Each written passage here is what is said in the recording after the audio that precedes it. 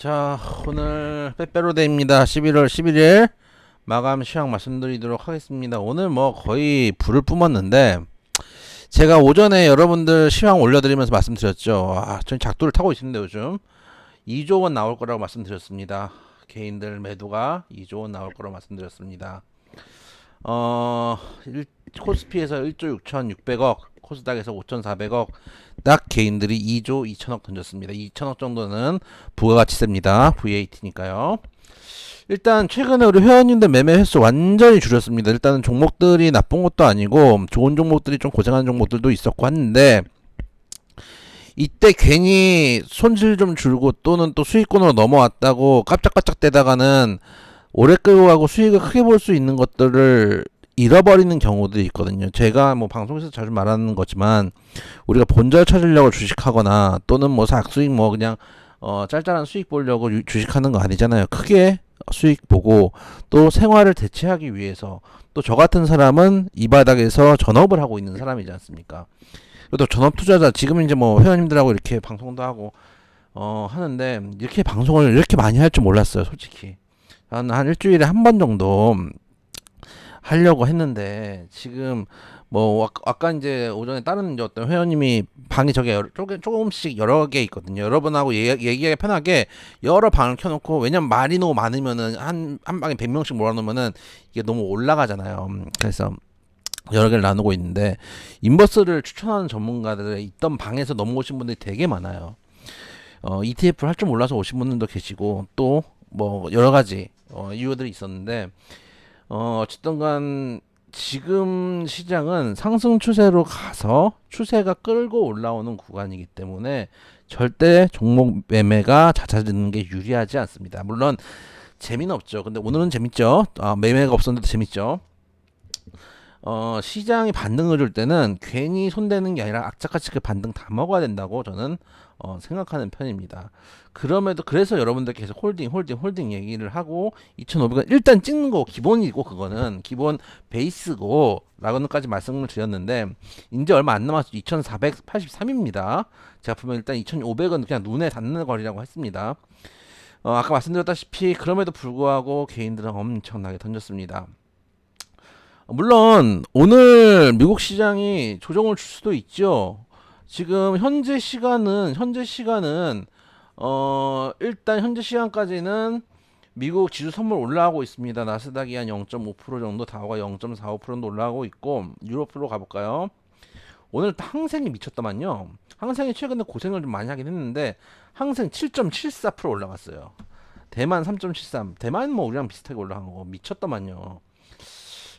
그리고 지금 유럽 보니까 유럽 전반적으로 그래도 나쁘지 않네요. 상승 추세네요. 전반적으로 상승 흐름 보여주고 있고, 독일 0.5, 영국이 약간 약보합 0.07 마이너스, 프랑스가 0.83 플러스, 유로스톡스 52 0.76 플러스니까 전반적으로 상승 추세 정도로 보면은 무방하다 생각을 좀 들고, 물론 이제 미국 시장의 변동성이 심하기 때문에 갭상승을 찍고, 예전에도 그런 경우가 많잖아요. 갭상승 찍고 음봉 때리고 갭하락 찍고 양봉 때리고 이런 경우들이 많았기 때문에 뭐 100% 장담할 수는 없지만 저는 지금 큰 추세는 돌아가고 있다고 보거든요. 그래서 상방을 말씀드리는 게, 이 음봉 개파락하고 갭상승하고 음봉 찍고 개파락하고 양봉 찍고 이런 경우들, 그리고 이 갭을 돌리기 위해서 BOJ에서 그 환율 제가 찍어내리는 거 여러분 보여드렸죠.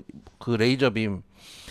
새로 오신 분들도 많으니까 또 한 번만 더 보여드리면은, 그러니까 우리나라 한국은행은 입만 살아가지고 일을 안 하는 거예요.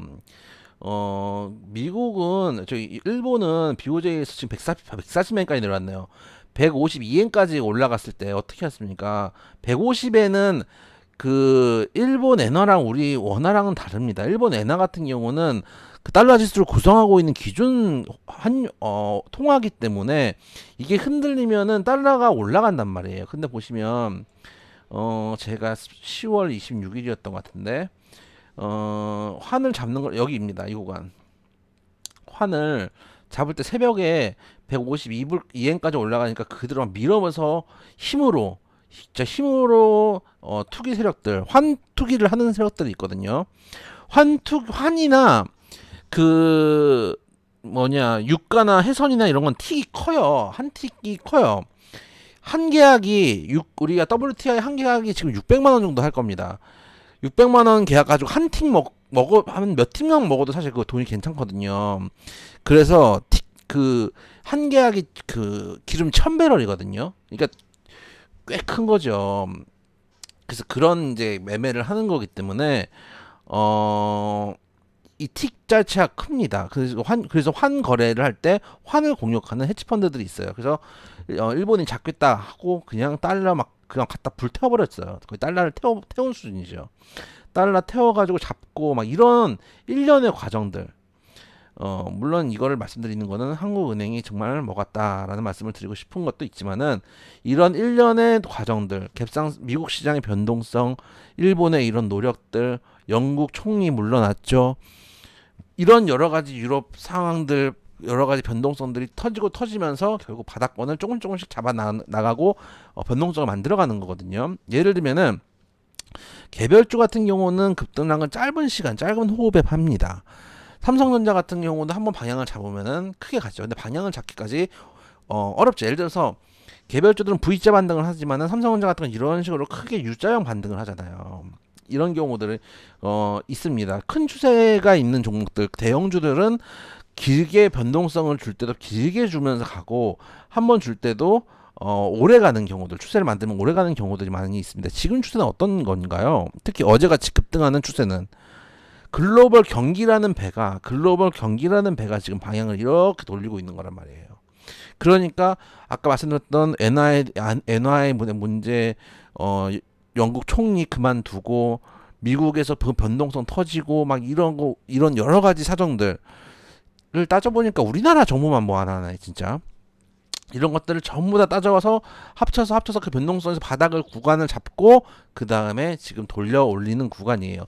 글로벌 시장이라는 방향성이 잡혀서 돌렸기 때문에 저는 꽤 추세는 갈 수 있을 거라고 생각해요. 단기적으로 변동성은 있겠지만은 그래도 추세가 이어질 가능성이 높다라고 생각이 됩니다. 특히 코스피가 꽤 많이 올라왔는데 코스피가 문제가 아니고 제 생각에는 나스닥이 올라갈 거기 때문에 코스피가 끌려 올라갈 가능성이 높다고 봐요. 물론 오늘 나스닥이 잠깐 반등해줬다가 깁상승했다가 음봉이 나올 수도 있습니다. 근데 음봉 나왔다가 다시 또 개파락하면서 음봉에서 양봉으로 이렇게 돌릴 수도 있어요. 변동성이 나올 수 있는 구간인데 보시면 제가 월봉을 한번 다시 보여드리잖아요. 월봉상으로 이제 보시면 중요한 60월봉에서 지지받고 이제 밑에 꼬리 빼는 정도의 자리예요. 그럼 올라갈 자리가 꽤 남아있고 긴 호흡 몇십 년의 호흡으로 보면은 계속 상승 추세는 이어지고 있는 상황이란 말이에요. 긴 호흡으로 봤을 때는. 그렇기 때문에 지금 상승 추세를 한번 돌았으면 우리가 먹을 것들은 꽤 많이 있다고 생각이 들어요. 그래서 단기적으로는 변동성이 있더라도 일단 추세는 먹자. 물론 여기서 많이 올라간 종목들 앞으로 계속 교체 매매는 해 나갈 겁니다.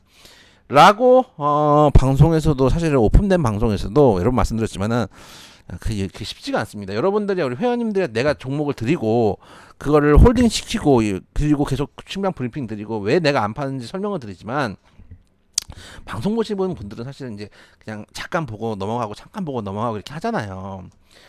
그러니까 오늘 뭐 2조 2천억을 던진 거예요. 그럼 저는 이걸 한번 생각해 봤으면 좋겠어요. 개인이 던진 것도 중요하지만 한 번 더 생각하면은 오늘 기관하고 외인이 2조 2천억을 개인이 던졌다는 얘기는 기관 외인이 그걸 받았을 거 아니에요.